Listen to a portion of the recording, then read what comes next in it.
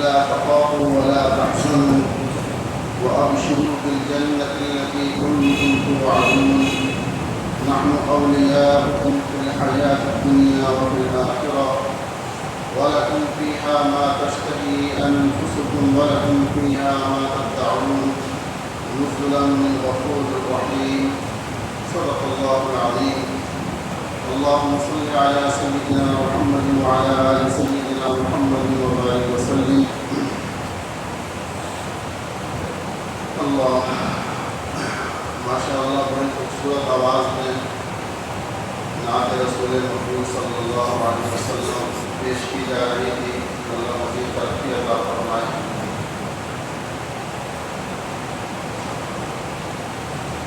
یہ جو نیا سلسلہ شروع کیا تلاوت کا اور ساتھ میں حمد و نعت کا، تو کیا خیال ہے آپ اللہ کا یہ جاری رہنا چاہیے یا نہیں؟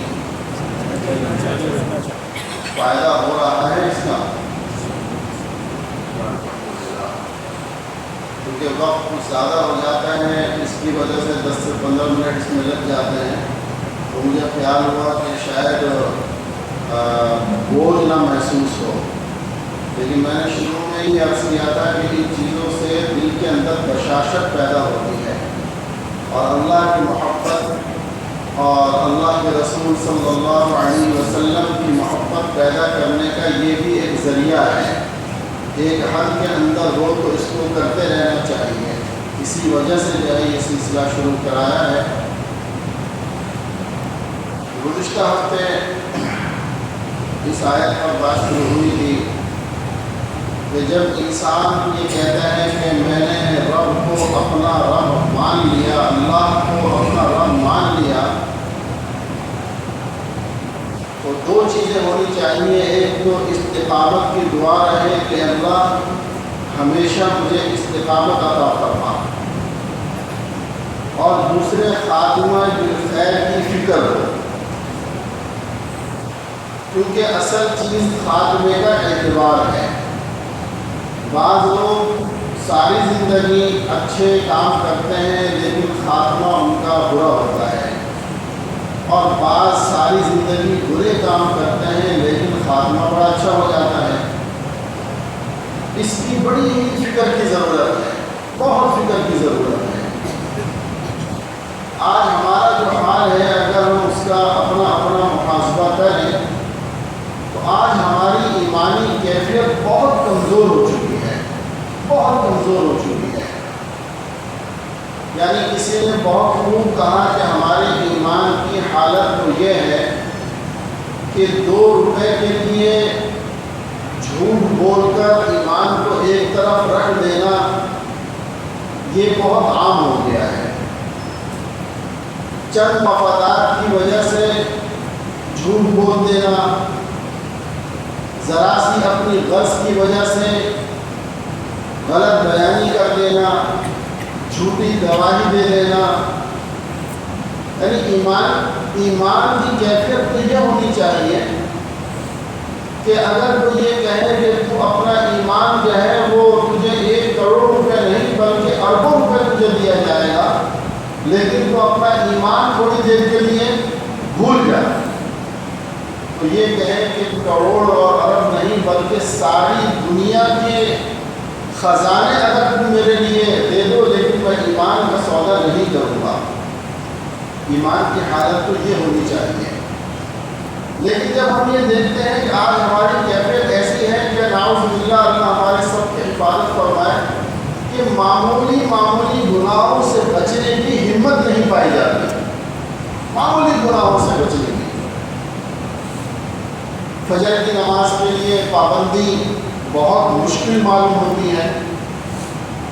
یعنی یہ میں ان لوگوں کی بات نہیں کر رہا کہ جو بیچارے نماز سے دور ہیں، میں ان کی بات کر رہا ہوں کہ جو نمازوں کے قریب ہیں، دین سے تعلق ہے، کوئی دعوتی کام میں لگا ہوا ہے، کوئی خانقاہی کام میں لگا ہوا ہے، کوئی مدارس میں لگا ہوا ہے، یعنی کہیں نہ کہیں کسی نہ کسی حوالے سے ان کا دین سے تعلق ہے. لیکن اگر آپ دیکھیں گے تو 4 نمازیں بہت اچھے انداز میں پڑھی جاتی ہیں، بشاشت کے ساتھ پڑھی جائیں گی، لیکن فجر کی نماز کے لیے مشکل ہو جاتی ہے۔ الا ماشاء اللہ، یعنی عام نمازوں میں ہم دیکھتے ہیں ہمارے مسجد کی ہماری 6-7 صفیں بھری ہوئی ہیں، اور فجر کی نماز کے اندر کبھی 1 صف، کبھی 1.5 صف، بہت مشکل، کبھی کوئی 2 صفیں ہو گئی، پونے 2 صفیں ہو گئی۔ اور صرف یہ ایک مسجد نہیں، ہر مسجد کا یہی حال ہے۔ اب یہ کیا ہے؟ یہ ہمارے ایمان کی کمزوری ہے۔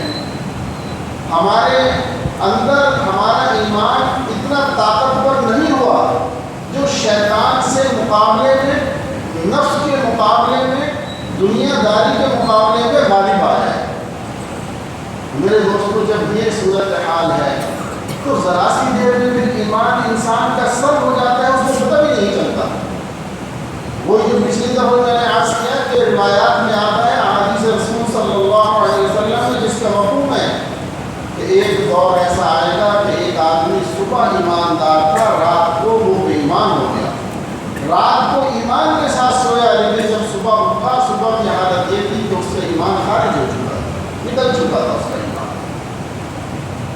تو میرے محترم، اس کے لیے محنت کی ضرورت ہے، اللہ سے مانگنے کی ضرورت ہے، اور بہت فکر کی ضرورت ہے۔ پچھلی مرتبہ میں نے عرض کیا کہ عام طور پر جن کا خاتمہ بسو ہوتا ہے، یعنی برا خاتمہ جس کو کہا جاتا ہے، اس میں 4 چیزیں بہت زیادہ عام ہیں۔ 4 چیزیں: نماز میں سستی کرنا، نماز کی سستی کی وجہ سے انسان کے خاتمے کا خطرہ ہے کہ خاتمہ اچھا نہ ہو، کیونکہ نماز ایک ایسی دولت ہے اور اللہ رب العزت کا ایسا حکم ہے کہ فرمایا تو نماز کی پابندی کر لے، میں تیری تمام مشکلات کی کفایت کروں گا۔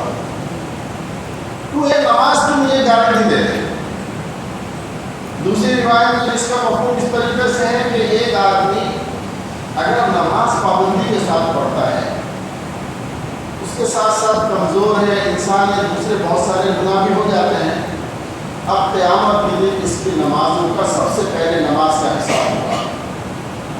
اگر اس کی نمازیں درست نکل آئیں، پوری نکل آئیں، باوجود اس کے کہ رب کریم کو یہ معلوم ہوگا کہ اس کے دوسرے بڑے بڑے جرائم موجود ہیں، لیکن نماز کی برکت سے اللہ سبحانہ و تعالیٰ فرمائیں گے کہ اس کی نمازیں پوری نکل آئیں، اس کو جانے دو، دوسری چیزوں سے صرف نظر کر دیا جائے گا۔ اور فرمایا جس کی نمازیں پوری نہ نکلی اس سے پوچھ ہوگی، اور اس سے پوچھ ہو گئی تو اس کا بچنا محال ہے، اس کا بچنا بڑا مشکل کام ہے۔ آج یہ جتنی بھی پریشانیوں میں ہم مبتلا ہیں، روزی کی تنگی، مقدمات کا سامنا، بیماریوں کا سامنا، گھریلو ناچاکیاں، میاں بیوی کے حالات کا خراب ہونا، مزدور اور تاجر کے حالات کا خراب ہونا، دوستوں کے ساتھ حالات کا خراب ہونا، بہن بھائیوں کے اندر آپس میں لڑائی کا ہونا، ان تمام وجوہات کو اگر آپ غور کریں اور غور سے دیکھیں تو ایک ہی وجہ ہے کہ ہم نے اللہ کے آگے سر جھکانا چھوڑا ہوا ہے، ہم نے نمازیں چھوڑی ہوئی ہیں۔ ارے اللہ کے بندو، سب سے بڑا وظیفہ جو رب کریم نے ہمیں دے دیا وہ نماز ہے۔ صحابہ رضی اللہ تعالیٰ عنہ کی زندگی کا مطالعہ کریں، فضائل صحابہ، فضائل اعمال کے اندر اکثر آپ پڑھتے ہیں کہ جب کسی صحابی رضی اللہ تعالیٰ عنہ کو کوئی مسئلہ پیش آتا، وہ نماز کی طرف متوجہ ہو جاتے ہیں۔ بڑے سے بڑا معاملہ پیش آتا، 2 رکعت نماز پڑھتے، اللہ رب العزت سے اس کو حل کروا لیا کرتے تھے۔ آج ہم نمازوں میں نماز یعنی پہلے تو پڑھتے نہیں ہیں، جب کوئی مسئلہ اٹک جائے تو پھر نوافل اور نماز کی طرف آتے ہیں، لیکن آج ہماری نماز میں وہ اثر ہی نظر نہیں آتا۔ کیوں؟ اس لیے کہ خود غرضی والی نماز پڑھ رہے ہیں، خود غرضی والے نوافل پڑھ رہے ہیں، لیکن وہ بھی کیسے پڑھ رہے ہیں؟ چلو میرا رب تو اتنا کریم ہے کہ وہ اللہ اتنا کریم ہے میرے دوستو، جہاں وہ کسی بت پرست کی جو اپنے بتوں کو پکارتا ہے لیکن غلطی سے سمجھ نکل جاتا ہے، وہ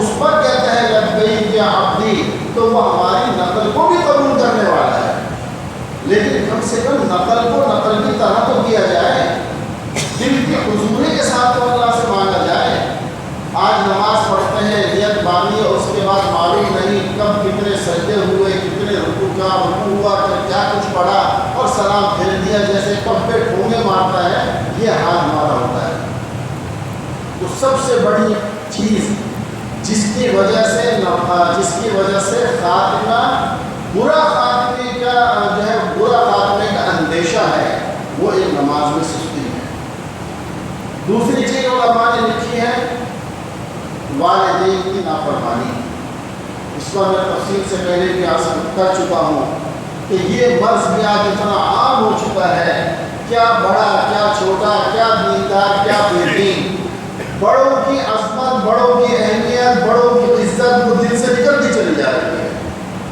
خاص طور سے ہر چھوٹا اپنے بڑے کو یہ سمجھتا ہے کہ یہ بے وقوف ہے، اور خاص طور سے ہماری وہ نسل جو اس وقت 20 25 30 سال کی ہے، وہ اپنے بڑوں کو جن کی عمریں 50 55 60 ہو گئی، وہ کہتے ہیں یہ تو دقیانوس لوگ ہیں، یہ بوڑھے پرانے لوگ ہیں، ان کو کیا معلوم دنیا کیا چیز ہے۔ کیا کہتے ہیں ان کو کیا معلوم دنیا کیا چیز ہے، دنیا کے ساتھ کیسے چلا جاتا ہے، ان بیچاروں کو کیا معلوم۔ ہمارے ابا نے تو اپنی زندگی ایک کنویں کے اندر گزاری ہے، ان بیچاروں کو کیا پتا کہ دنیا کیا ہے۔ وہ بعض یہاں یہ عجیب الفاظ ہیں، کہتے ہیں کہ کنویں کے میڈک بنے ہوئے ہیں۔ انا للہ و انا الیہ راجعون۔ جس قوم کا ذہن یہ بن جائے کہ ہمارے بڑے کنویں کے میڈک ہیں، تو بتائیں کہ وہ قوم ترقی کیسے کرے گی۔ اس قوم کے اندر پھر کس طریقے سے اللہ کی مدد آئے گی، کس طریقے سے اللہ سبحانہ و تعالیٰ وہاں پر برکتیں نازل فرمائیں گے کہ جس قوم کا یہ حال ہو اور یہ ذہن بن جائے۔ اور لیکن بات ایک طرف کی نہیں، بات دوسری طرف کی بھی یہ ہے کہ جو ہمارے بزرگ حضرات ہیں انہوں نے بھی اپنے چھوٹوں پر شفقت کرنی چھوڑ دی ہے، شفقت والا معاملہ چھوڑ دیا ہے۔ بعض مرتبہ بے جا زیادتیاں، ایسے معاملات کرنا کہ جس کی وجہ سے اولاد نافرمانی پر مجبور ہو جائے، یہ بھی شریعت میں جائز نہیں ہے، یہ بھی شریعت میں جائز نہیں۔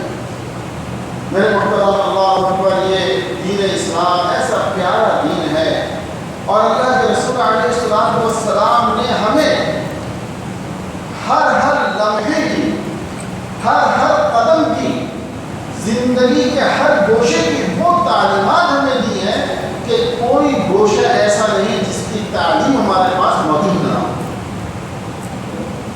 انسان تو انسان، اللہ کے رسول علیہ السلام نے جانوروں اور پرندوں کے حقوق بھی بیان فرما دیے ہیں۔ انسان تو انسان، جانور اور پرندوں کے حقوق بھی بیان فرما دیے ہیں کہ دیکھو کسی پر ظلم نہیں ہونا چاہیے۔ حتیٰ کہ لوگ یہ سمجھتے ہیں، آج کا جو جدید معاشرہ ہے وہ یہ سمجھتا ہے کہ اسلام کے اندر جو جہاد ہے بس وہ مار دھاڑ کا نام ہے۔ حالانکہ میرے دوستوں، اگر صحیح طور پر سمجھا جائے اور دیکھا جائے، اسلامی جہاد جس کو کہا جاتا ہے، قرآن کریم نے جس کا حکم دیا ہے، میرے دوستوں اتنی پابندیاں اور اتنی شرائط اور اتنی احتیاط ہے کہ دنیا کے کسی کام میں ایسے احتیاط نہیں ہوگی۔ اس سے بڑی کیا احتیاط ہوگی؟ جو ہمارے واقعات ملتے ہیں کہ حضرت علی رضی اللہ تعالیٰ عنہ دشمن کو زیر کر کے سینے پر سوار ہے، قریب ہے کہ خنجر سے اس کی گردن الگ کر دیں، اور وہ تھوک دیتا ہے اور آپ فوراً چھوڑ کے الگ ہو جاتے ہیں۔ وہ حیران کہ آپ نے مجھے کیوں چھوڑ دیا؟ کہا کہ پہلے میں تجھے اللہ کے لیے مار رہا تھا، جب تو نے میرے منہ پر تھوکا تو اب میرے نفس اس کے اندر شامل ہو گیا، یعنی میرا غصہ شامل ہو گیا۔ اب گویا کہ میں تجھے اگر ماروں گا تو اپنے غصے کی وجہ سے ماروں گا، لہٰذا اب مجھے حکم نہیں ہے کہ میں تجھے ماروں۔ یہی دیکھ کر وہ مسلمان ہو گیا۔ تو اصل تو جہاد یہ ہے کہ اس طریقے سے احتیاطیں اس کے اندر بیان کی ہیں، لیکن چونکہ بات پھر وہی آ جاتی ہے کہ ہم نے اسلام کی تعلیمات کو حاصل نہیں کیا، اپنے دین اسلام کو سمجھا ہی نہیں ہے، اس وجہ سے ہر جگہ افراط اور تفریق پائی جاتی ہے۔ اللہ کے رسول علیہ السلام نے جہاں والدین کے حقوق بیان کیے، وہاں بیوی کے حقوق بھی بیان کر دیے، بہن بھائیوں کے حقوق بھی بیان کر دیے، آپ کے چاچا پھوپھی تایا سب کے حقوق بیان کر دیے، پڑوسی کے بھی حقوق بیان کر دیے، اس نے فرمایا کہ اسلام نام اعتدال کا، اعتدال کے ساتھ ہر چیز کو لے کر چلو گے تو کامیاب ہو جاؤ گے۔ یہ جتنے آج ہمارے یہاں اختلافات پیدا ہوتے ہیں، پہلا میں نے عرض کیا نماز نہ ہونے کی وجہ سے نحوست نازل ہوتی ہے، اور دوسری ایک دوسرے کے حقوق ادا نہ کرنے کی وجہ سے، زیادتیوں کی وجہ سے اللہ کی مدد اٹھ جاتی ہے۔ اب گھر کے اندر ماں ہے تو وہ چاہتی ہے کہ جی ہر طرح میری ہی مانی جائے، بہو کی کوئی حیثیت نہیں ہے، اور کہیں بہو ہے وہ یہ چاہتی ہے کہ ہر طرح میرا شوہر میری مانے، ماں کا خیال نہ رکھے، یہ دونوں غلط طریقے ہیں۔ ہمیں اسلام نے سکھایا بیوی کے اپنے حقوق ہیں، شریعت نے بتائے کہ ان کو اس طرح پورا کرو، اور ماں کے حقوق اپنی جگہ ہیں، ان کو اس طریقے سے پورا کرو تو کامیابی ملے گی۔ تو دوسری چیز جو خاتمہ بالسوء کے اندر وہ والدین کی نافرمانی ہے۔ اور تیسری چیز میرے دوستو،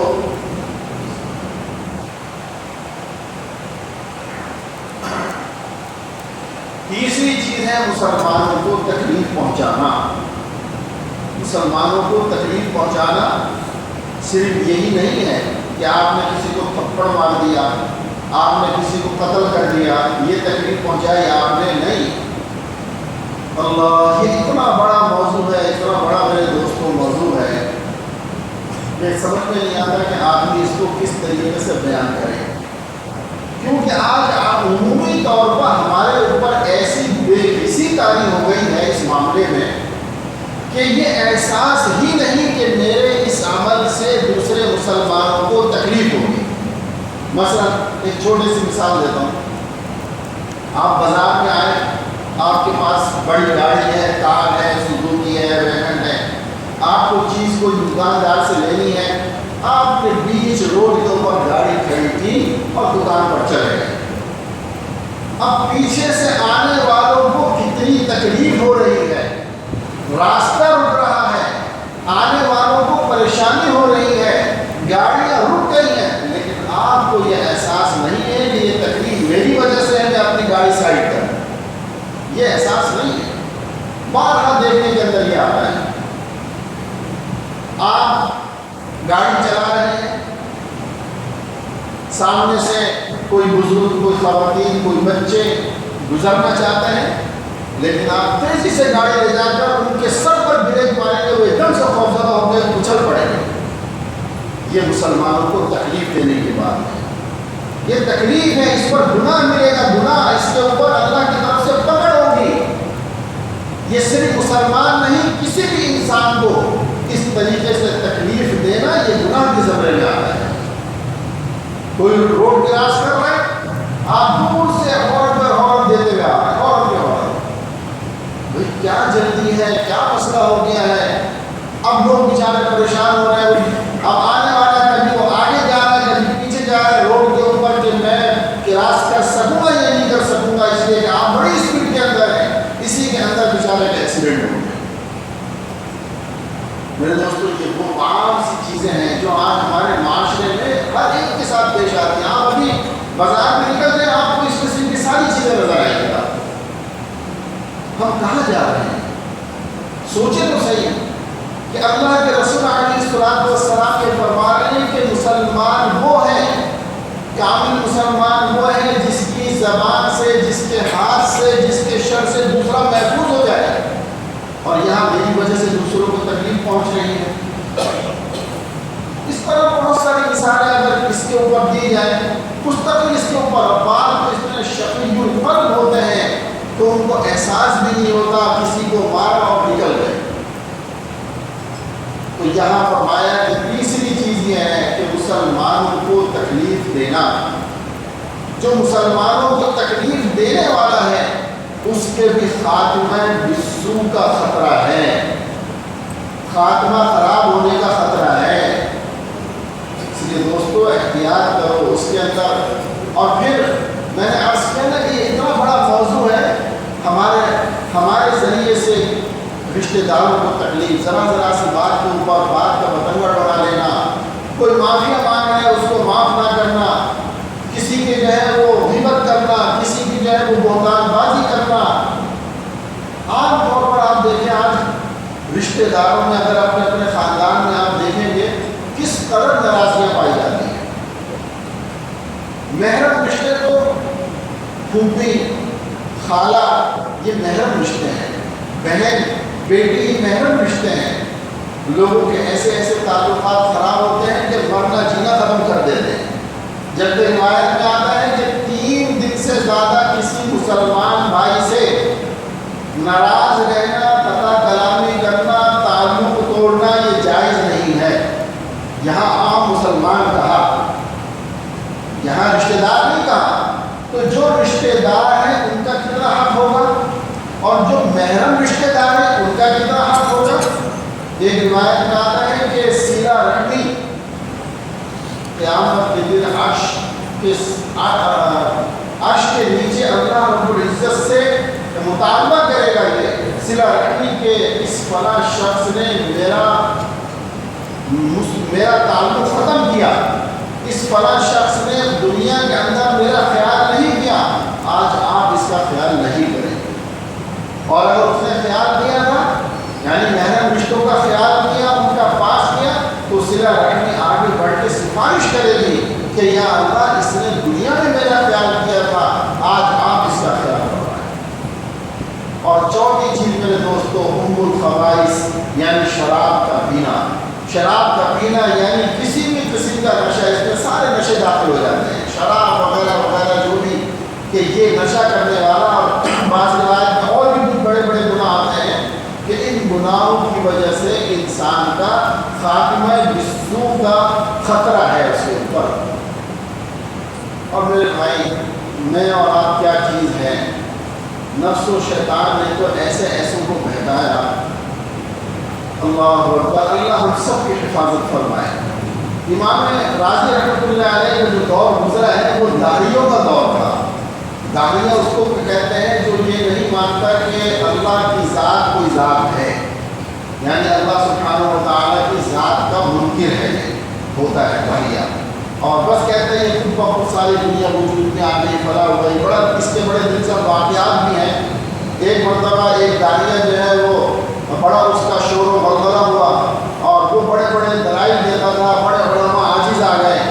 ایک موقع پر اس نے کہا کہ جی میرے 3 سوالات ہیں، اگر کوئی اس کے جوابات دے دے گا تو میں جو ہوں وہ ایمان لے آؤں گا، اسلام لے آؤں گا۔ تو کہتے ہیں بڑے بڑے لوگ جو ہے وہ عاجز آ گئے۔ پھر اب مجھے یاد نہیں ہے کہ غالباً امام اعظم حنیفہ رحمۃ اللہ علیہ یا کسی اور بزرگ کا واقعہ ہے، انہوں نے فرمایا کہ میں اس کا جواب دوں گا۔ اور پھر آتا ہے کہ بادشاہ کے دربار کے اندر وہ حاضر ہوئے، تو جب مناظرے میں جو وقت مقرر ہوا تو یہ جو بزرگ تھے انہوں نے یہ دیر سے پہنچے۔ اس کے 3 سوالات تھے، وہ آدمی جو ہے داڑھیاں 3 سوالات کرتا تھا۔ پہلا سوال یہ کرتا تھا کہ اللہ سے پہلے کیا تھا، نعوذ باللہ اللہ سے پہلے کیا تھا۔ دوسرا سوال کرتا تھا کہ جب اللہ نظر نہیں آ رہا تو تم کیسے کہتے ہو کہ ان کے رب کی ذات موجود ہے؟ یہ تو بالکل ایک عجیب تمہاری بات ہے کہ جب رب ہمارا نظر ہی نہیں آتا تم کہتے ہو وہ موجود ہے، تو جو چیز نظر نہیں آ رہی وہ موجود کیسے ہے؟ اور تیسرا سوال یہ کرتا تھا کہ اس وقت اللہ کیا کر رہا ہے۔ اس طرح کے کتاب میں مختلف سوال جواب آتے ہیں۔ تو اس طرح جب مناظرے کا وقت مقرر ہو گیا، جو علماء حق کی طرف سے جو جن کو مناظرہ کرنا تھا وہ دربار میں بہت لیٹ پہنچے۔ جب وہ لیٹ پہنچے تو وہ بڑا شور و غلغلہ ہو رہا تھا کہ جی وہ نکل گئے اور کوئی ان کے مقابلے میں نہیں آ رہا، یہ ہو رہا ہے وہ ہو رہا ہے۔ جب آپ پہنچ گئے دربار میں بیٹھ گئے، پوچھا بادشاہ نے، کہہ رہے بھائی آپ نے اتنی دیر سے کیوں آئے؟ کہنے لگے حضور بس معذرت چاہتا ہوں، بڑی عجیب آج میرے ساتھ واقعہ ہو گیا۔ بھائی کیا واقعہ ہو گیا؟ اب یہ داڑھیاں بھی سامنے موجود ہے اور بات جو ہے وہ چل رہی ہے۔ کہنے لگے واقعہ یہ ہوا کہ حضور مجھے جب اپنے شہر سے یا گاؤں سے جب میں آتا ہوں تو میرے راستے میں ایک دریا یا نہر پڑتی ہے۔ میں جب وہاں پہنچا تو وہاں کشتی کوئی نہیں تھی۔ میں انتظار میں کھڑا تھا، مجھے آپ کے دربار میں پہنچنا تھا، مجھے پتا تھا میرا وقت مناظرے کا یہاں پر مقرر ہے۔ میں بڑا پریشان تھا، اسی حال میں کھڑا ہوا تھا کشتی کے انتظار میں۔ جب بہت دیر ہو گئی تو اچانک میں نے دیکھا کہ ایک درخت جو ہے وہ اپنی جگہ سے کٹا اور اس کے بعد اس کے تختے بنے۔ تختے بننے کے بعد اس کی کشتی بنی اور پھر وہ میرے پاس سامنے آ گئی تو میں اس میں بیٹھ کر آ گیا۔ اب وہ جو دہریہ تھا وہ ایک دم بول پڑا رہے ہیں، دیکھو یہ دنیا کو بیوقوف بنا رہے ہیں، بھلا ایسے کب ہوتا ہے؟ کہنے لگا کہ یہ بیوقوف بنا رہے ہیں بادشاہ سلامت، ایسے کب ہوتا ہے کہ خود بخود درخت کٹے گا اور اس کے تختے بنے گے اور اس کی جو ہے کشتی بنے گی اور ان کے لیے آ جائے گی؟ تو وہ آگے کہنے لگے تیرے ایک سوال کا جواب تو یہ ہو گیا۔ اب وہ بڑا حیران کہ کیا مطلب؟ فرمایا کہ تو یہ کہتا ہے کہ اللہ کی کوئی ذات نہیں ہے، کائنات خود بخود بڑی، جب ایک کشتی خود نہیں بن سکتی یہ پوری کائنات خود بخود کیسے بن جائے گی؟ جواب اس کا تب وہ بیچارہ ایک دم پریشان کہ یہ کیا ہوگا۔ پھر اس نے کہا کہ اچھا ٹھیک ہے میرے دوسرے سوال کا جواب دو۔ چل بھائی دوسرا سوال کر کہ اللہ سے پہلے کیا تھا؟ آپ نے فرمایا اچھا ایسا کر ذرا 10 سے گنتی شروع کر۔ اس نے الٹی گنتی شروع کی، 10 9 8 7 6 5 4۔ جب وہ صفر پر پہنچا تو پوچھا اس کے بعد؟ کہنے لگا صفر۔ کہا اس کے بعد؟ اس نے کہا صفر۔ تو فرمایا اللہ کے بعد بھی اللہ ہی ہے۔ جب صفر کے بعد صفر ہے کچھ اور نہیں ہے تو رب کی ذات وہ ہے جو وہی رب کی ذات ہمیشہ سے اور ہمیشہ رہے گی اور کچھ نہیں۔ پھر تیسرا اس کا سوال تھا کہ جب رب نظر کیوں نہیں آتا؟ آپ نے ایک پتھر اٹھا کے اس کے سر میں مارا۔ اس نے کہا کہ کیا آپ نے میرے ساتھ زیادتی کی ہے؟ فرمایا کیا ہوگا تمہیں؟ ہوگا کیا؟ درد ہو رہا ہے۔ تو کہا کہ بادشاہ سلامت ذرا اس سے پوچھے یہ درد اپنا دکھا دے۔ اب وہ حیران کہ میں درد کیسے دکھاؤں؟ تو فرمایا جب تو تیرے درد ہو رہا ہے اور موجود ہے لیکن تو اس کی دلیل نہیں دے سکتا تو ہمارا رب موجود ہے، ہم بغیر کسی دلیل کے مانتے ہیں کہ ایک ایسی ذات ہے جو ہمارا خدا ہے، ہم اس کی عبادت کرتے ہیں۔ آخر اس کا سوال تھا کہ اس وقت اللہ کیا کر رہا ہے؟ فرمایا 1 منٹ صبر کر ذرا۔ اس کو کہا کہ 1 منٹ نیچے آیا، اس کو کرسی سے اتارا تو اس کی کرسی پر جا کر بیٹھ گئے۔ فرمایا میرا رب اس وقت یہ کر رہا ہے کہ تجھے ذلیل کر کے نیچے پہنچا دیا اور مجھے عزت دے کے بادشاہ کے ساتھ کرسی پر پہنچا دیا۔ یہ داہریوں کے واقعات ہیں، یہ داہریہ وہ ایسے لوگ ہوتے ہیں۔ تو میں عرض نہیں کر رہا تھا سر کہ امام راضی رحمۃ اللہ علیہ کے زمانے میں داہریوں کا دور تھا۔ یہ میرے دوستوں یہ ساری بات اس پر میں عرض کر رہا ہوں کہ ایمان کی فکر اور اللہ سے مانتے رہنا کہ اللہ پاک خاتمہ بالایمان عطا فرماتے ہیں اور ہماری اللہ پاک نفس و شیطان سے حفاظت فرمانے کہ آج ہم اتنے کمزور ہیں کہ ہماری کمزوریوں کی تو کوئی انتہا نہیں ہے۔ تو اس لیے بزرگ فرماتے ہیں کہ ایمان کی سلامتی کے لیے اس وقت حضرت مولانا مفتی عبدالرؤف صاحب سکھروی دامت برکاتہ نے فرمایا کہ اس وقت ایمان کی سلامتی کے لیے 2 چیزیں ضروری ہیں۔ فرمایا پہلی تو اللہ سے مانگنا، دعا کرتے رہنا، اور خاص طور سے جو حدیث کی دعا ہے یا حی یا قیوم برحمتک استغیث اصلح لی شانی کلہ ولا تکلنی الی نفسی طرفۃ عین، کہ اے میرے رب تیری رحمت سے میں تجھ سے یہ مانگتا ہوں کہ تو میری اصلاح فرما دے اور مجھے ایک لمحے کے لیے بھی نفس کے حوالے نہ فرما۔ فرمایا ایک پھر اس حدیث کی دعا کو یاد کر لے، اگر زبانی یاد نہ ہو تو آدمی ترجمہ ہی یاد کر لے، اللہ سے مانگے کہ یا اللہ تو میری حفاظت فرما لے، نفس و شیطان سے مجھے بچا لے اور لمحے کے لیے بھی مجھے نفس و شیطان کے حوالے نہ کرنا۔ ایک تو یہ کرے۔ دوسری فرمایا کہ حضرت حکیم الامت رحمہ اللہ فرمایا کرتے تھے، حضرت مولانا اشرف علی تھانوی حضرت حکیم الامت رحمہ اللہ بھی فرمایا کرتے تھے کہ شیطان نے جب مہلت مانگی اللہ سبحانہ و تعالیٰ سے کہ مجھے مہلت دے دیں، میں آخر یعنی جب اللہ نے سجدے کا حکم دیا سب کو، فرشتوں کو، سب نے سجدہ کیا، لیکن شیطان نے ابا واستکبر کہ اس نے انکار کیا اور تکبر ظاہر کیا، اس وقت اللہ سبحانہ و تعالیٰ نے اس کو مردود قرار دیا کہ تو میری تو آئندہ درگاہ ہے اور تو ہمیشہ کے لیے مردود ہے۔ اس وقت اس نے یہ دعا کی کہ یا اللہ مجھے قیامت تک کے لیے مہلت دے دیجیے، مہلت دے دیں، اور پھر کہا کہ میں آپ کے بندوں کو بربراؤں گا، لیکن آگے آتا ہے قرآن کریم میں الا عبادک منہم المخلصین، کہ میں آپ کے بندوں کو بہکاؤں گا، لیکن کچھ بندے ایسے ہوں گے جن پر میرا بس نہیں چل سکے گا، اور وہ بندے ہوں گے جو آپ کے مخلص بندے ہیں، جو آپ کی محبت کے اندر سرشار ہیں، جو آپ کی محبت میں ڈوبے ہوئے لوگ ہیں کہ میرا بس ان پر نہیں چل سکے گا۔ تو حضرت عامر رحمۃ اللہ فرماتے ہیں اس سے معلوم ہوا کہ اہل اللہ کی صحبت اس وقت انتہائی ضروری ہے، اور فرمایا میں تو یہ کہتا ہوں کہ اللہ والوں کی صحبت اختیار کرنا یہ فرض ہے۔ کیوں؟ اس لیے کہ ایمان کا بچانا فرض ہے، اور ایمان بچانے کے جو ذرائع ہیں ان کا اختیار کرنا بھی فرض ہے، لہذا اس وجہ سے یہ ضروری ہے اس دور کے اندر۔ یعنی حضرت عامر رحمہ اللہ تقریباً میرا خیال ہے کہ 65-70 سال پہلے گزر چکے، اس وقت یہ فرما رہے ہیں کہ اس دور کے اندر یہ حالت ہے۔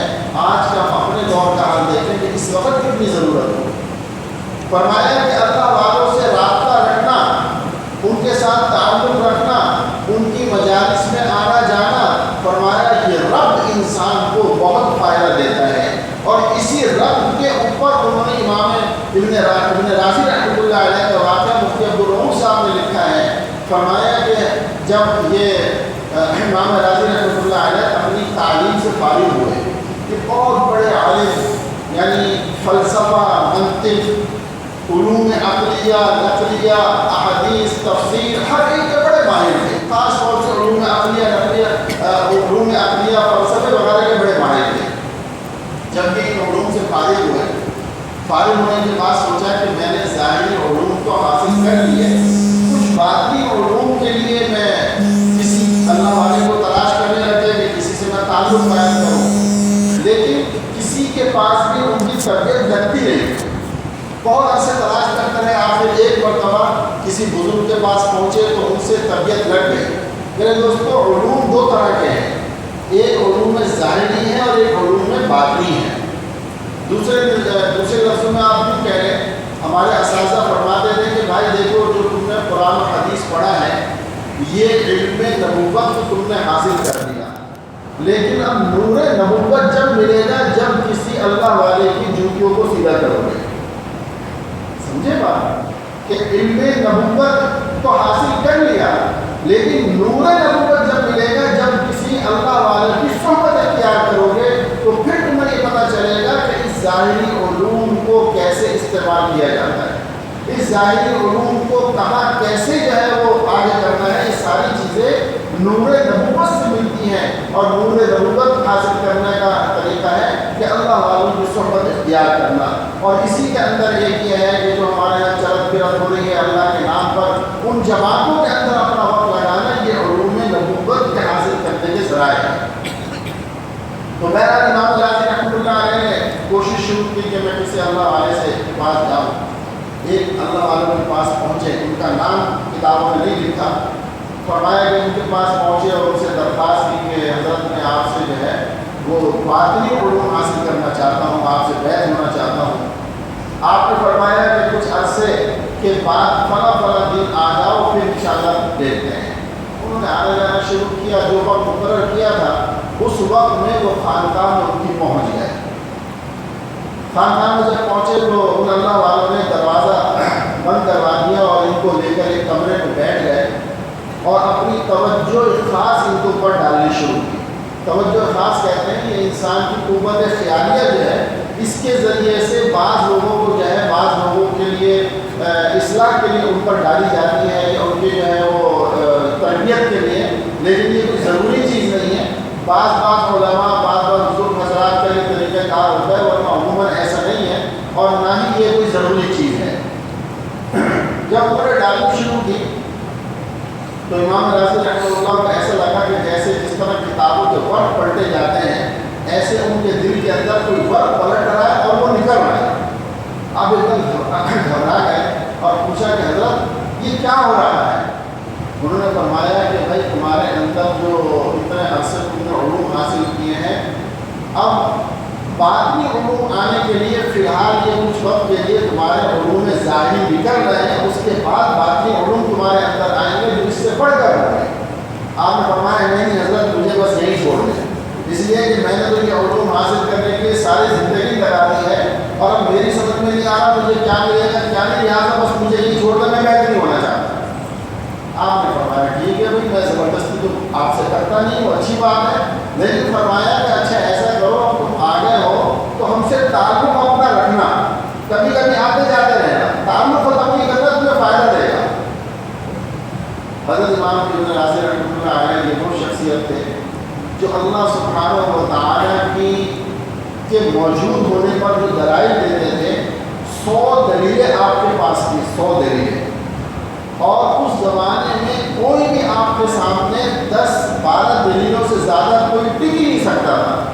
بڑے سے بڑا کوئی دہری آ جاتا، بڑے سے بڑا بے دین آ جاتا، جب وہ سوالات کرتا تو آپ عقلی طور پر ایسے دلائل دیتے تھے کہ کوئی اس کا توڑ نہیں کر پاتا تھا۔ 4-5-10 کے بعد اس کے ہتھیار ختم ہو جاتے اور وہ یہ ماننے پہ مجبور ہو جاتا کہ آپ کی بات ٹھیک ہے، میری غلط ہے۔ اب جب اللہ اکبر موت کا وقت آیا، امام ابن رازی رحمۃ اللہ علیہ بستر مرگ پر ہیں اور مردود شیطان سرانے آ کر بیٹھ گیا اور کہنے لگا کہ آپ مجھے دلائل کے ذریعے سے بتائیں کہ اللہ کی ذات موجود ہے یا نہیں ہے۔ اب چونکہ بڑے اللہ نے بہت کچھ دیا تھا، سوچا کہ یہ کیا، یہ چلتے چلتے یہ بھی خدمت ہے، چلو پتنی یہ کون ہے، آیا ہے، میں اس کو سمجھاتا ہوں۔ اب ادھر سے آپ اس کو وہ سوال کرتا، آپ اس کا جواب دیتے، وہ ان کی دلیل کا توڑ کرتا۔ 10 دلیلوں کا توڑ کر دیا شیطان نے، اور امام ابن رازی رحمۃ اللہ علیہ بڑے حیران ہوئے کہ یہ کون آدمی ہے جو میری 10 دلیلوں کا توڑ اس نے کر دیا۔ اب آگے بڑھے 20 25 30، اب آپ کا حال خراب ہونا شروع ہوا، پسینوں پسینوں ہو گئے کہ یہ کیا ماجرا ہے، یہ ایک شخص ہے کون کہ جو میرے دلائل کو اس طرح توڑ رہا ہے اور جواب دے رہا ہے، یہ کیا ہوگا۔ اگر کتابوں میں لکھا ہے، مفتی عبدالرؤف صاحب نے یہ کتاب میں لکھا ہے، فرمایا کہ 99 دلیلیں ہو گئی، 99 دلیلیں، اور شیطان نے سب کا توڑ بتا دیا، یعنی سب دلیلیں رد کر دی۔ اب بڑے پریشان، اسی حال کے اندر جو اللہ والے جن بزرگ کے پاس یہ گئے تھے، ان کا تعلق تھا، اللہ نے ان پر منکشف کر دیا اس معاملے کو۔ وہ کسی اور جگہ تھے، ان کے اوپر منکشف ہوا، ظاہر ہوا کہ یہ معاملہ ہو رہا ہے۔ آپ کے ہاتھ میں وضو کر رہے تھے، لوٹا تھا، آپ نے لوٹا پھینک کر مارا اور کہا کہ راضی یہ کیوں نہیں کہہ دیتا کہ میں بغیر کسی دلیل کے اللہ کو مانتا ہوں، بس یہ کہنا تھا۔ اللہ نے یہ الفاظ امام ابن رازی رحمۃ اللہ علیہ کے کانوں تک پہنچا دیے، اور فوراً آپ نے جب یہ کہا کہ بغیر کسی دلیل کے اللہ کو مانتا ہوں تو شیطان معذور کے بعد، اس لیے کہ اس کا کوئی جواب ہی نہیں ہے کہ میں بغیر کسی دلیل کے اللہ کو مانتا ہوں۔ تو میرے دوستو، ساری اس بات ان تمام واقعات سنانے کا مقصد یہ ہے، ایمان کی حفاظت یہ بہت بڑی چیز ہے اور بہت اہم چیز ہے۔ آج ہم اس طرف سے غافل ہوئے ہیں، آج ہمیں اپنے ایمان کی فکر ہی نہیں ہے۔ اور یاد رکھیں، انسان جس چیز پر محنت کرتا ہے نا، کہ مرتے وقت وہی چیز سامنے آتی ہے۔ اگر کوئی آدمی آلو پیاز پر محنت کر رہا ہے تو مرتے وقت اس کے سامنے وہی آلو پیاز آئیں گے۔ اگر کوئی آدمی کپڑا بیچنے پر محنت کر رہا ہے، نمازیں اس کی زندگی میں نہیں ہیں، اللہ کی اطاعت اس کی زندگی کے اندر نہیں ہے، اللہ کے احکامات اس کی زندگی میں نہیں، تو یاد رکھیں مرتے وقت بھی وہ کپڑا بیچنے کی آوازیں لگائے گا۔ یہ مت سمجھیں کہ وہ جو ہے اس کے زبان سے جو ہے وہ کلمہ نکلے گا۔ اس لیے آپ اگر یہ چاہیں کہ آپ لگائیں باجرا اور نکلے گندم، ایسا میرے خیال ہے دنیا کا کہیں کوئی قانون نہیں۔ جو بولو گے وہی کاٹو گے، جو آپ لگائیں گے وہی کاٹیں گے۔ تو محنت کریں گے تو انشاءاللہ ثم انشاءاللہ آخر وقت میں یہ کلمہ نصیب ہوگا۔ اور محنت کیا ہے؟ سب سے پہلی چیز اللہ سے دعا کرنا، سلام کی ایمان کی اللہ سے دعا کرتے رہنا۔ ان کید الشیطان کان ضعیفا، شیطان کے مکر بہت کمزور ہے، ذرا سے انسان ہمت کرتا ہے اللہ کی مدد آ جاتی ہے اور شیطان بھاگ جاتا ہے۔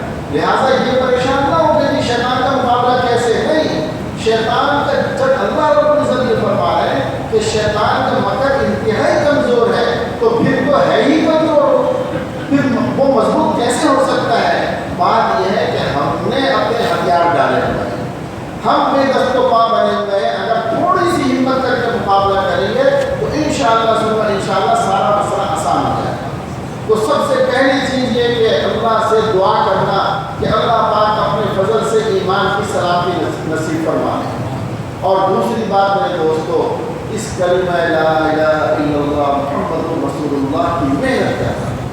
محنت کیا ہے؟ پہلی چیز کم سے کم روزانہ 100 مرتبہ اس کا ذکر کرنا، کم سے کم۔ بہت اگلا درجہ بتا رہا ہوں یہ میں، کہ اگلا درجہ یہ ہے کہ کم سے کم 100 مرتبہ روزانہ لا الہ الا اللہ لا الہ الا اللہ لا الہ الا اللہ کی ضرب لگانا، اس کو پڑھنا۔ اور دوسری یہ کہ اس کے لیے جو محنت ہوتی ہے، یعنی دوسروں کو اعمال پر لانا، جب دوسرے کو ترغیب دیں گے تو آپ کے لیے آسان ہو جائے گا، جب دوسرے کو دعوت دیں گے آپ کے لیے نکلنا آسان ہوگا، آپ کے لیے اعمال صالحہ آسان ہوں گے۔ تو اس کی محنت کرنا، کلمے کی محنت جس کو کہا جاتا ہے، اس کی محنت کرنا۔ دوسرا طریقہ اس کا یہ ہے۔ اور تیسری چیز میرے دوستو یہ ہے، علماء نے لکھا ہے کہ سخاوت اور نرم دلی سے لوگوں کے ساتھ پیش آنا، یہ بھی خاتمہ بالخیر کے اسباب میں سے ایک سبب ہے۔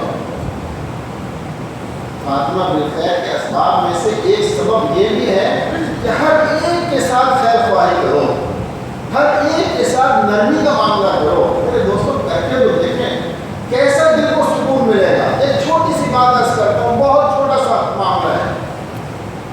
آپ اپنے گھروں پہ جاتے ہیں، خود ہم کھاتے ہیں پیتے ہیں، اپنے گھر کے اندر کوئی پرانی پلیٹ پڑی ہو، کوئی برتن پڑا ہو، اس کے اندر پرندوں کے لیے پانی اور باجرہ رکھ دیں، تھوڑا سا پانی اور باجرہ رکھ دیں کہ جہاں چڑیا اور دوسرے پرندے آ کر ان کو کھانے لگ جائیں۔ صدقے کا صدقہ ہے، احساس دل کے اندر پیدا ہوتا ہے، دل میں نرمی آتی ہے، اللہ کی طرف سے رحمتیں اس کے اوپر نازل ہوتی ہیں، برستی ہیں کہ اس نے میری بے زبان مخلوق کا خیال کیا ہے، میں اس کا خیال کرتا ہوں۔ اب کتنا چھوٹا سا عمل ہے، لیکن آج ہم سب اس کی طرف سے بالکل پرواہ نہیں ہے۔ ہاں، جہاں وہ فٹ پاتھوں کے اوپر جہاں ضرورت نہیں ہے وہاں رک کر تھیلیاں خرید کر ڈالتے رہتے ہیں۔ او بھائی، اس کی ضرورت نہیں۔ اپنے گھروں میں، اپنی چھتوں پہ، اپنی گیلری کے اندر کئی چھوٹا سا انتظام کر کے پانی اور ایک دانے کا برتن رکھ دے، کوئی پیے نہ پیے، کوئی دانا کھائے نہ کھائے، آپ کو اجر ملے گا۔ آپ کے اندر اللہ پاک کو پسند آتی ہے یہ بات کہ میرا بندہ کتنا نرم دل ہے، یہ میری بے زبان مخلوق کے لیے، پرندوں کے لیے کیسا انتظام کر رہا ہے۔ تو فرمایا سخاوت اور نرم دلی یہ اللہ کی طرف سے اس کے لیے فیصلے، اچھے فیصلے ہوتے ہیں۔ اللہ بس کیا کرنا ہے، وہی اگر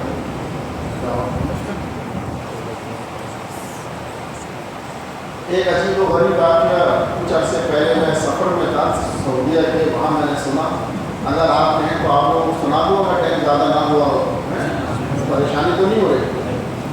میرے ارادہ تھا کہ آدھے گھنٹے، لیکن بس اللہ نے چلا دیا، جو بھی بات ہو گئی۔ میں سعودیہ میں ریاض گئے ہوئے کچھ عرصے پہلے کی بات ہے، تو درمیان میں اسی سفر کے دوران ایک عجیب و غریب واقعہ سننے کو ملا، جو میں نے ایک دفعہ پہلے بھی یہاں عرض کیا تھا، لیکن اتنا عجیب واقعہ ہے کہ دل چاہتا ہے بار بار اس کو بیان کیا جائے۔ تمام اعمال اپنی جگہ ہیں، لیکن کس وقت کس عمل پہ اللہ کی رحمت متوجہ ہو جائے یہ کسی کو نہیں معلوم۔ اس لیے کسی بھی خدمت کے کام کو، مخلوق کے ساتھ اچھائی کرنے والے عمل کو کبھی بھی چھوڑیے گا۔ اگر آپ کے پڑوس میں کوئی بیوہ رہتی ہے، کوئی یتیم رہتے ہیں، کوئی غریب رہتا ہے، تو میرے دوستوں جہاں اپنے گھر کے لیے 50 روپے خرچ کر رہے ہیں تو وہاں 5 روپے ان کے لیے بھی خرچ کر رہے ہیں، کوئی مشکل معاملہ نہیں ہے۔ آج انسان ایک چائے پینے کے لیے بیٹھتا ہے، 25-30 روپے کی چائے، 2-4 دوست بیٹھ جائیں تو 100-150 روپے ایسے چلے جاتے ہیں۔ اگر ایسے ہی ہمیں کوئی ضرورت مند نظر آتا ہے یا ایک اور وضاحت کر بات سے بات نکل جاتی ہے، یہ جو مانگنے والے ہیں نا، یہ مسجدوں جو سزائیں لگانے والے ہیں اور بازاروں میں مانگنے والے، میں ان کی بات نہیں کر رہا، میں ان سفید پوش لوگوں کی بات کر رہا ہوں جو ہر محلے میں ہر جگہ موجود ہیں، لیکن ان کا کسی کو نہیں معلوم کہ ان کا حال کیا ہے۔ ان کا حال معلوم کر کے ان کے ساتھ تعاون کرنا یہ بہت بڑا اجر اور بہت بڑا صدقہ ہے۔ یہ وہ عمل ہے جس پر اللہ کی رحمت متوجہ ہو جاتی ہے، اور اللہ چاہے تو جس کو چاہے اللہ اس کی مغفرت فرما دے۔ تو مختصراً میں عرض کروں کہ وہ واقعہ جس طرح میں نے سنا، فرمایا کہ ایک شخص کو خواب کے اندر ریاض میں ख्वाब आया कि फला आदमी को उम्रा करो, ख्वाब देखा कि फला आदमी को उम्रा करो। एक रात देखा, उसने दरगुजर कर दिया कि ख्वाब है क्या इसके। दूसरी रात फिर ख्वाब आया और बताया नंबर बताया कि इस नंबर पे फ़ोन करके और उस आदमी से राब्ता करके उम्रा कराओ, शेख है बहुत बड़ा दिमाग है। फिर उसने दरगुजर किया, तीसरी रात फिर वही ख्वाब देखा। तो वो कहते हैं अपने इमाम की मस्जिद के करीब वहाँ चले गए और उनको जाकर बताया। उन्होंने कहा भाई तुझे नंबर याद है, लेकिन तुझे बताया जा रहा है, उसका नंबर याद है, फ़ोन करो। अब फ़ोन किया, हाँ जी फला नाम के फला साहब जी हैं, अच्छा जी मैं चाहता हूँ आप मेरे साथ उम्रे पर चले। वो कहने लगा तेरा दिमाग खराब है, मैं उम्र करने नहीं जाता, मेरा काम नहीं उम्रे करना, पूरे लोग जाओ। आगे से पता चला कि कोई बहुत ही अजीब सा आदमी है और वो बिल्कुल उसने इनकार कर दिया। ये बहर किसी न किसी तरीके उसके घर पर पहुंच गए और उसको कहा कि भाई बस अल्लाह ने मेरे दिल में डाला है, मुझे दिखाया, तुम मेरे साथ उम्रे पर चल। पता चला कि वो बिल्कुल एक बेदीन सा आदमी है जिसका नमाज रोज़े इन चीज़ों से भी ज़्यादा ताल्लुक़ नहीं है, मुसलमान है लेकिन बेदीन सा आदमी है। इन्होंने बहर उसको तैयार कर लिया। उसने शर्त रखी कि अपना 1 रुपया मेरे पास खर्च करने को नहीं है, तुम घर से लेकर जा रहा है, मुझे घर वापस पहुंचाएगा। उन्होंने कहा जी मैं हाजिर हूँ, बस ठीक है। कहते हैं वो उनको लेकर गए, उम्रा किया। उम्रा करने के बाद जब फारिग होने के बाद चलने लगे तो वो आदमी कहने लगा यार अपनी दोबारा ज़िंदगी में मौका आए ना आए, ज़रा मैं 2 रकात मताफ में पढ़कर आया। मताफ में वो 2 रकात पढ़ने गया, सजदे में गया और वो उसकी परवास कर गए, रूह परवास कर गए। अब ये बड़े परेशान शेख कि ये क्या हो गया। बहरहाल उसकी जो है वो उसको उठाया जो भी, उसके बाद उसकी जो है तजहीज़ वगैरह करके और फरमाया कि मेरा चूँकि इससे वादा था कि मैं इसके घर पहुँचाऊँगा तो मैं इसकी लाश को यानी इसको घर ही पहुँचाना चाहता हूँ, यहाँ तदफीन मैं नहीं करना चाहता इसकी। वो उसको रियाज लेकर पहुँच गए, घर पहुँचे, तदफीन हुई, सारा कुछ मामला हो गया। कहते हैं 2-4 दिन के बाद चूँकि मेरे अंदर जुस्तजू थी, मैं परेशान था कि ये मामला है क्या, ये अल्लाह के राज़ों में से क्या राज है। फरमाने लगे कि मैं उसके घर किसी तरीके से राब्ता करके उसकी अहलियत से और मैंने पूछा कि मुझे इसका कोई अमल ऐसा बताएं कि जिस अमल की वजह से अल्लाह ने इसको ये इनाम दिया कि मेरे ज़रिए से उम्रा करवाया और उसको जो है वो बैतुल्लाह के अंदर इसको मौत दी। आखिर ये इसका अमल क्या था। उसकी बीवी ने कहा आपने कोई अमल इसका नहीं, मैंने तो इसको नमाज़ें भी कभी ईद बकरीद को पढ़ते हुए देखा होगा, बजाय उसने इस अंदाज में मैंने तो ये भी नहीं देखा, नहीं कोई तो अमल होगा इसका। उसने कहा एक अमल मुझे याद पड़ता है, ये था कि मेरे पड़ोस के अंदर एक बेवा औरत रहती है जिसके छोटे छोटे बच्चे हैं। ये आदमी जब भी अपने बच्चों के लिए कुछ लाता था तो उतना ही उन बच्चों के लिए लेकर आता और दरवाजे पे रखकर आवाज़ देता कि फला आके ये ले जाओ और खुद वापस अपने घर आता। तो बस ये एक अमल। तो मेरे दोस्तों उसका ये अमल कि सदक़े का अमल, यतीमों की खबरगिरी, एक बेवा का ख्याल रखना, अल्लाह सुब्हानहू व तआला की रहमत ऐसे उस पर मुतवज्जह हुई कि उसका गोया कि मौत का वक्त तो आने वाला था, अल्लाह की तरफ से मौत का वक्त मुकर्रर है। अल्लाह रब्बुल इज़्ज़त ने सारे असबाब बनाए और उसको उम्रा करवाया और उम्रे में तो सब कुछ साफ पाक हो जाता है इंसान, पाक साफ करके अल्लाह ने उसको अपने पास बुलाया। तो मेरे दोस्तों ये नरमी, सखावत, मखलूक की खबरगिरी, लोगों का ख्याल रखना, ये बहुत बड़े अमाल हैं, बहुत बड़ा अजर व सवाब है इसके अंदर। आज हम समझते लंबी लंबी नमाजें ही पढ़ते रहना, तस्बीहात पढ़ते रहना, हर वक्त जो है वो नवाफिल पढ़ते रहना, बस हम बहुत बड़े इबादत गुजार बन गए। याद रखो ये इबादत आपकी ज़ात तक है। जब तक हुकूकुल इबाद और मखलूक की खिदमत वाली इबादत शामिल हाल नहीं होगी तो कुछ नहीं कह सकते कि आगे हमारा मामला क्या बनेगा। ये चीज़ें हमारे फ़राइज़ में दाखिल हैं। एक दूसरे का ख्याल रखना, पड़ोसों का ख्याल रखना, गरीबों का ख्याल रखना, यतीम बेवाओं का ख्याल रखना कोई मामूली बात नहीं है।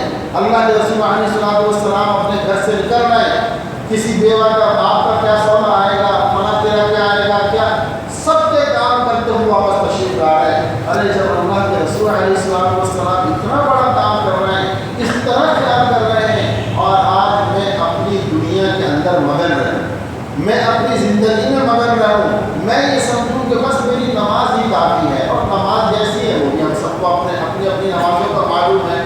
تو میرے دوستوں یہ مقصد نہیں ہے کہ نمازیں نہیں پڑھنی، اعمال اپنی جگہ جو فرائض واجبات سنت ہیں ان سب کو کرنا ہے، لیکن اس کے ساتھ ساتھ یہ بھی عبادت کا ایک شعبہ ہے۔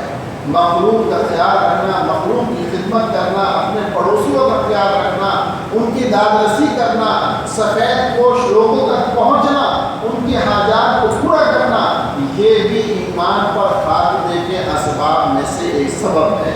اللہ سبحانہ و تعالیٰ کہنے سننے سے زیادہ ہم سب کو عمل کی توفیق عطا فرمائے، اور جو کچھ کہا سمجھ آتا ہے اس پر ہم سب کو عمل کی ہمت اور توفیق نصیب فرمائے۔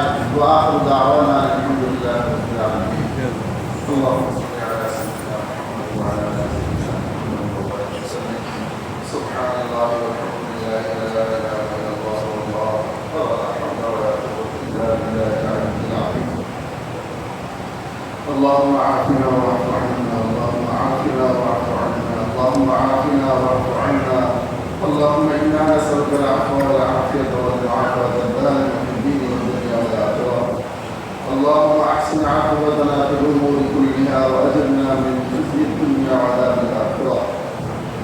اللهم ارحم أمة محمد صلى الله عليه وسلم، اللهم ارحم أمة محمد صلى الله عليه وسلم، اللهم ارحم أمة محمد صلى الله عليه وسلم، اللهم اغفر للمؤمنين والمؤمنات والمسلمين والمسلمات۔ یا اللہ ہم سب کو دعا کو معاف فرما دیجیے، یا اللہ ہم سب کا یا اللہ خاتمہ بالخیر مقدر فرما دیجیے، یا ارحم الراحمین ہمارا، ہمارے دوستوں کا، ہمارے گھر والوں، ہمارے دوستوں کے گھر والوں سب کے لیے یا اللہ خاتمہ بالخیر مقدر فرما دیجیے، یا اللہ سلام کے ایمان عطا فرما دیجیے، یا اللہ نفس و شیطان اور برے معاشرے سے ہم سب کی حفاظت فرما لیجیے، یا اللہ ہم سب کی حفاظت فرما لیجیے، یا ارحم الراحمین۔ یا کتنے ساتھی بیٹھے ہیں یا اللہ جس کے دل کے اندر جو کچھ دعا ہے یا اللہ کوئی پریشانی ہے یا اللہ کوئی حاجت ہے یا اللہ تو خوب جاننے والا ہے، سب کے دل کی حالتوں کو جانتا ہے، یا اللہ اپنے رحمت اپنے فضل سے سب کی پریشانیاں دور فرما دیجیے،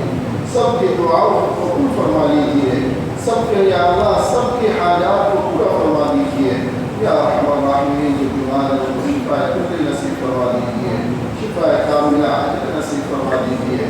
اللہم صل علی سیدنا محمد وعلی آل سیدنا محمد وبارک وسلم۔